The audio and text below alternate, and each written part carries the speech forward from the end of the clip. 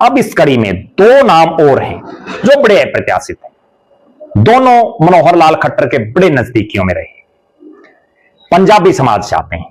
पहला नाम संजय भाटिया, करनाल के सांसद, देश में जो टॉप की 3 जीतें 2019 में हुई 6 लाख से ज्यादा, उनमें एक संजय भाटिया की थी।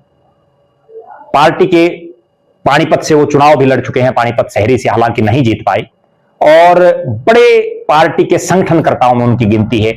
जब जब भी पार्टी ने उनकी किसी भी स्टेट में, कभी उनको जम्मू कश्मीर में ड्यूटी लगा दी गई, तो कभी दक्षिण के राज्यों में लगा दी गई, कभी उत्तर प्रदेश में लगा दी गई, कभी हरियाणा में लगा दी गई, जहां भी पार्टी उनकी ड्यूटी लगाती है वो पार्टी को मजबूत करने का काम करते हैं। संजय भाटिया एक चेहरा है, और दूसरा है मनीष ग्रोवर, जिन्हें मनोहर लाल खट्टर की पहली सरकार में मंत्री बनने का सौभाग्य मिला, और दूसरी सरकार में भले ही वो चुनाव हार गए, लेकिन उनको सुपर सीएम के तौर पर जाना जाता था। रोहतक से आते हैं, रोहतक से कई चुनाव हारे, अब भी हार गए, लेकिन 2014 में वो विधायक बने। पार्टी में अलग अलग जिम्मेदारियों को निभाया, बहुत छोटे स्तर से लेकर के और बड़े स्तर तक पहुंचे, बड़े संगठन करता है। ये कुल मिलाकर के वो 1 दर्जन नाम है जो बड़ी तेजी से चल रहे हैं। इन पर विचार भी चल रहा है, इनमें से किसी को बनाया जाए या पार्टी किसी नए ऐसे चेहरे को उभार करके लाए जिसका कहीं गिनती में नाम ना हो। क्योंकि भारतीय जनता पार्टी पिछले कुछ समय से अपनी जो दूसरी पीढ़ी है उसको तैयार कर रही है।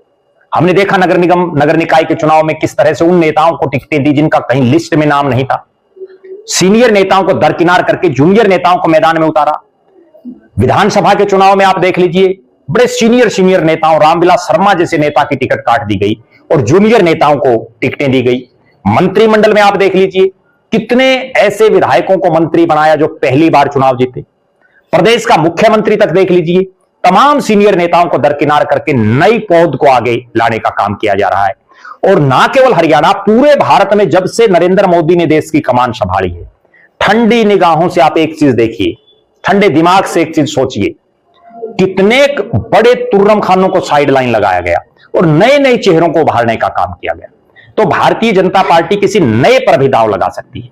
यहां मैं एक खास बात आपको बताता हूं। अक्सर भारतीय जनता पार्टी पिछले कुछ सालों से हम देख रहे हैं, जो महामंत्री रहता है प्रदेश अध्यक्ष के नीचे, अगली बार 3 महामंत्री हैं, उनमें से एक महामंत्री को प्रदेश अध्यक्ष बना दिया जाता है, प्रमोट कर दिया जाता है। मैं आपको उदाहरण देता हूं। पंडित रामविलास शर्मा प्रदेश के अध्यक्ष थे, 2014 में उनके नेतृत्व में सरकार बनी, और रामविलास शर्मा के संगठन में सुभाष बराला प्रदेश के महामंत्री थे। उसके बाद होता क्या है कि रामविलास शर्मा की जगह जब नया प्रदेश अध्यक्ष बनाने की बारी